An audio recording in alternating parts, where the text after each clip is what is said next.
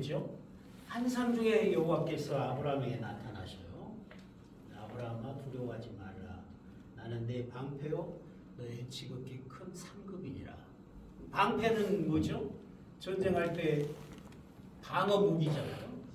활이 날아오거나 적군이 칼로 치면 막는 게 방패잖아요. 그러니까 아브라함아 내가 너의 방패다. 그 말은 무슨 말이에요? 내가 너를 지키는 자라는 얘기. 내가 너의 보호자라는 이야기죠. 근데 지금까지도 하나님은 아브라함의 방패가 되어 오셨죠. 12장에서는 애굽의 바로가 그 가정을 깨뜨리려고 했는데 하나님이 강력한 섭리로 그걸 막으셨잖아요. 그리고 오히려 많은 재물을 얻어서 애굽에서 가나안 땅으로 돌아오게 하셨죠. 애굽의 권세가 감히 아브라함과 그 가정을 피하지 못하도록 방패가 되셨죠. 또 여기 14장에서는 5나라의 연합군과 아브라함이 전쟁하는 그런 상황인데 하나님이 친히 그 전쟁에 싸우시는 거죠. 아브라함에 속한 자는 단 한 사람의 생명도 해하지 못하도록 하나님이 지키신 거죠. 하나님이 방패가 되신 거잖아요. 그럼 앞으로도 그렇게 하시겠다는 거예요. 내가 너의 방패니라. 내가 너의 보호자니라. 두려워할 일이 없는 거죠. 그 다음에 내가 너의 지극히 큰 상급이니라. 상급은 뭐예요? 상으로 주는 것이 상급이잖아요. 근데 하나님이 내가 나를 너에게 상으로 주겠다고 말이잖아요. 내가 너의 상급이 되겠다고 말. 그럼 하나님이 어떻게 자신을 상급으로 주시죠? 큰 그릇 속에 작은 그릇은 들어가지만 작은 그릇 속에 큰 그릇은 안 들어가잖아요. 근데 하나님이 어떻게 자기 자신을 아브라함에게 주시죠? 근데 아브라함이 뭐라고 대답을 해요?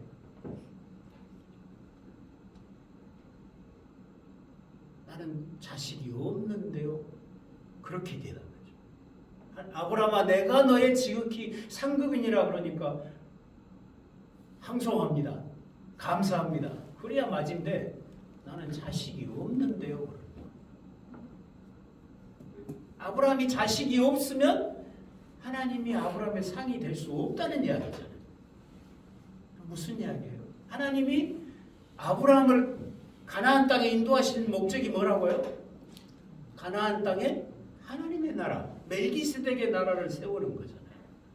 그런데 아브라함을 통해서 가나안 땅에 하나님의 나라를 세운다고 할지라도 아브라함에게 자식이 없으면 그 왕국은 아브라함대로 끝나는 거잖아요. 영원한 왕국이 될 수 없잖아요. 멜기세덱의 나라가 되려면 영원해야 되는데 그 영원한 방법이 아브라함의 씨에 낳고함을 통해서 그 영원함이 구약시대는 이루어지는 거잖아요.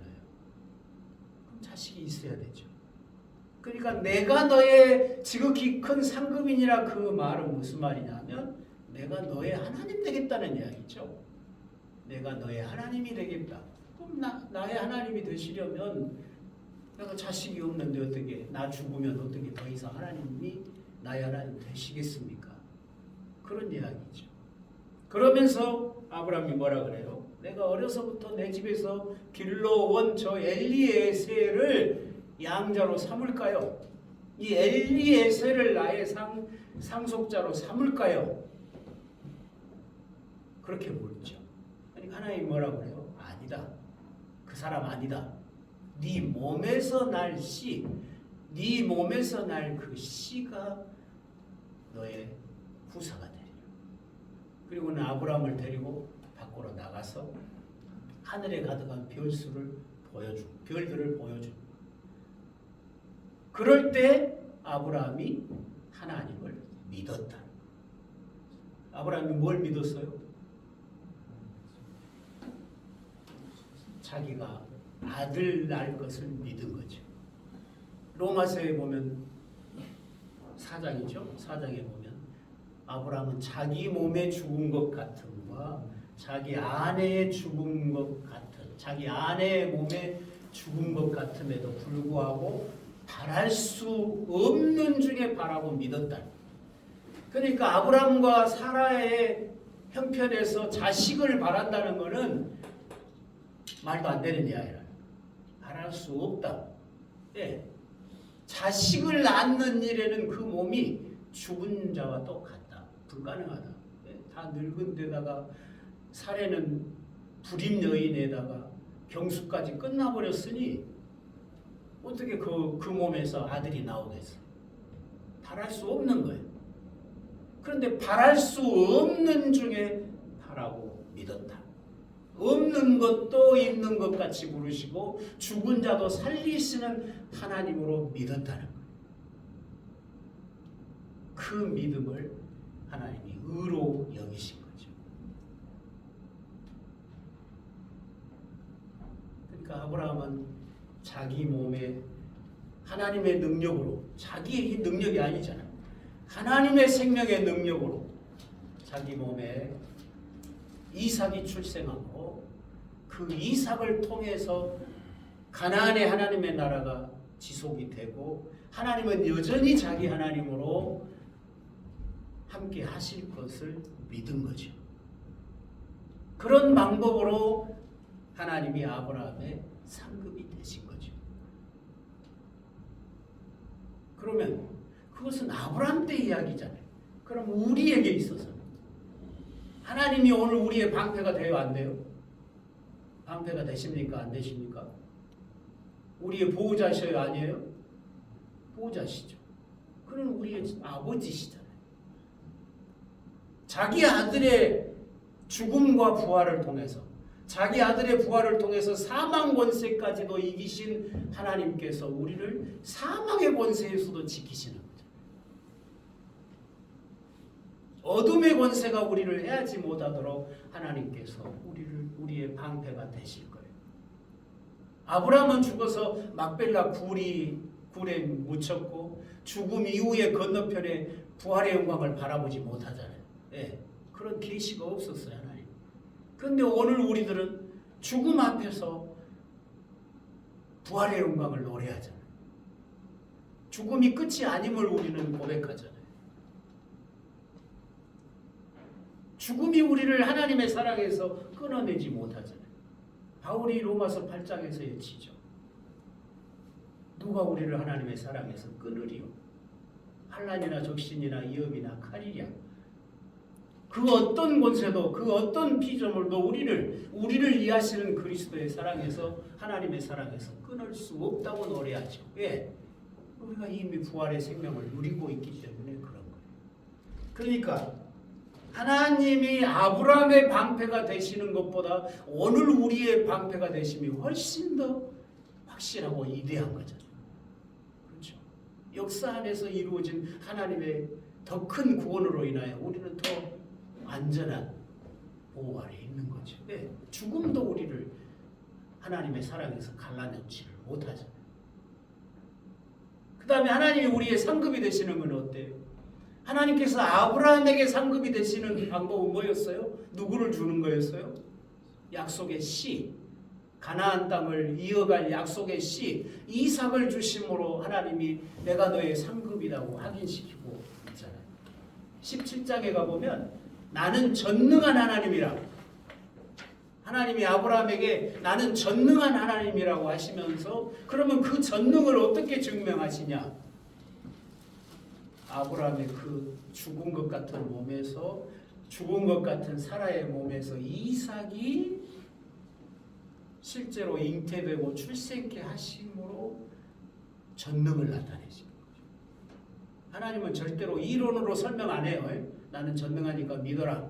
그렇게 안 하죠. 반드시 역사 안에서 행하신 어떤 일들을 통해서 자신을 설명하시죠. 그러니까 아브라함에게 전능을 설명하실 때는 이삭의 출생으로 설명하셨다고요. 그럼 오늘 우리에게 전능을 설명하실 때는 뭐예요? 오늘 우리에게 전능을 설명하실 때는 자기 아들의 죽으심과 부활이죠. 에베소서에서 분명히 바울이 말하죠. 기도를 통해서 너희가 하나님의 능력을 알기를 원한다고 기도해놓고 그러면 하나님의 능력이 뭐냐를 설명을 해요. 그래서 첫 번째 하나님의 능력은 뭐냐면 자기 아들을 죽음에서 일으켜서 교회의 머리가 되게 하신 거예요. 그 다음에 두 번째 하나님의 능력은 자기 아들을 죽음에서 살리신 그 능력으로 죄와 허물로 죽었던 우리를 살리셔서 주님이 머리인 그 교회에 심으신 거예요. 교회의 지체가 되게 하신 거예요. 그게 하나님의 전능이에요. 역사 안에서 나타난 하나님의 최고의 전능은 예수 그리스도의 부활이에요. 그리고 오늘 저와 여러분이 죄와 허물로 죽었던 자리에서 살리심을 입고 거듭난 자로 하나님의 백성으로 주님을 위해 살 자들로 변화된 이 사실에 하나님의 전능이 나타난 거예요. 내가 기도하니까 뭔 일이 확 이루어지고 그냥 나한테 무슨 돈벼락이 떨어지고 그게 전능이 아니에요. 이미 우리는 전능하신 하나님의 은총을 입고 주를 믿는 이 자리에 있는 거죠.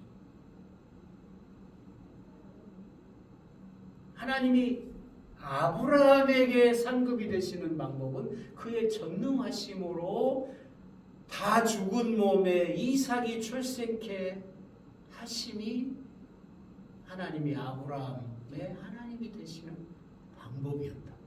그럼 오늘 우리에게는 어떠냐? 오늘 우리에게도 결혼한 다음에 아들 낳게 해준 것이 하나님이 나의 상급이 되는 방법이냐? 그건 아니죠. 왜냐하면 우리의 아들이 아브라함의 아들처럼 가나안 땅에 하나님의 나라를 세우는 그런 머리로 서 있지를 않기 때문에 그런 거죠. 그럼 하나님이 우리의 상급이 되시는 방법은 뭐예요? 자기 독생자를 주셨잖아요. 자기 아들을 사람 되어 보내셔서 십자가에 죽게 하심으로 우리의 모든 죄를 속량해 내고 우리의 원수된 것을 다 제거하고 우리가 하나님의 아들 때문에 이루어지도록 하셨잖아요. 하나님은 자기 아들 안에서 자기 자신을 전부로 주신 거잖아요. 남김없이 주신 거예요. 더 줄 것이 없도록 주신 거예요. 그래서 성경은 뭐라고 그래요?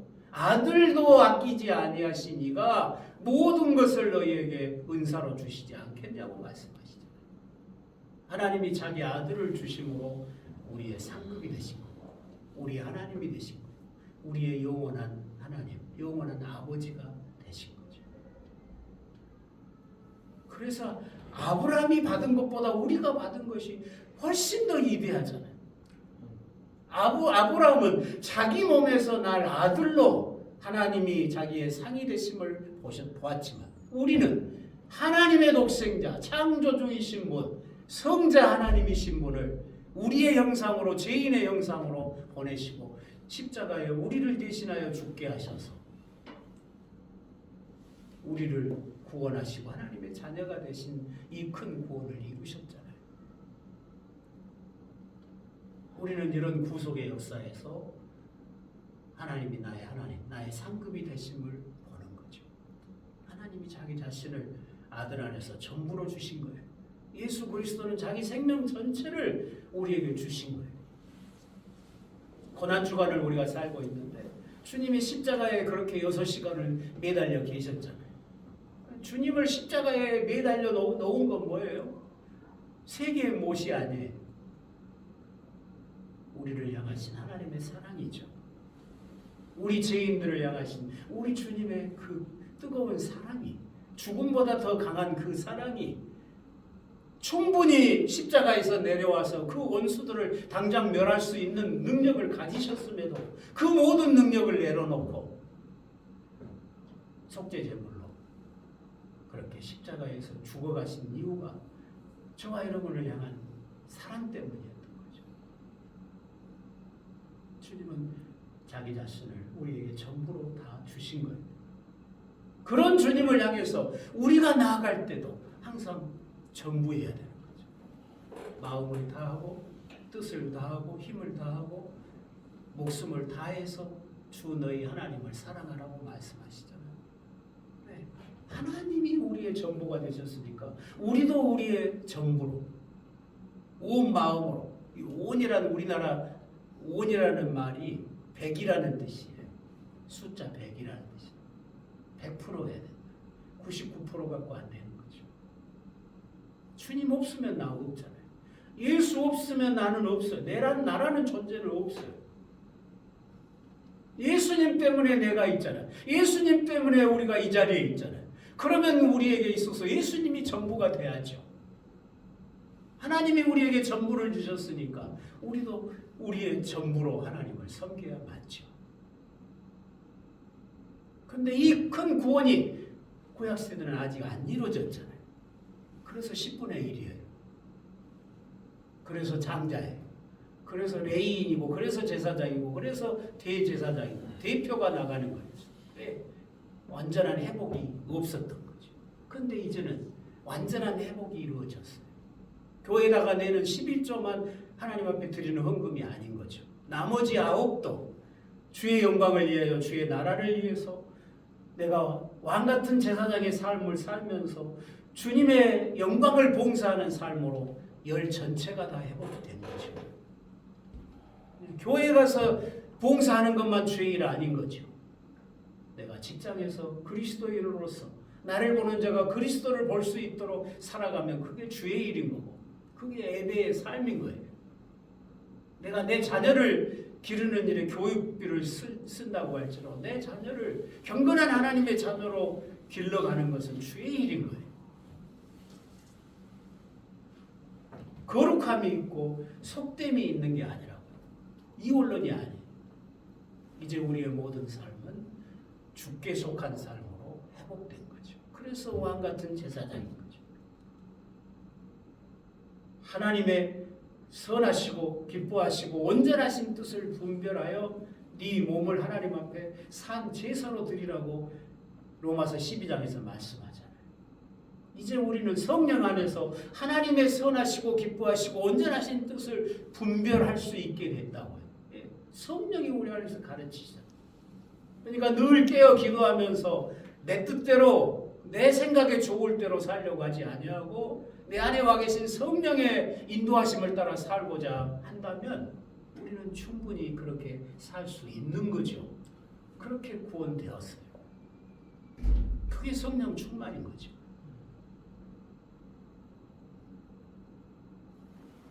예수 그리스도를 우리에게 내어주심으로 우리의 상급이 되신 하나님을 우리가 평생에 찬양하고 감사해야 되겠죠.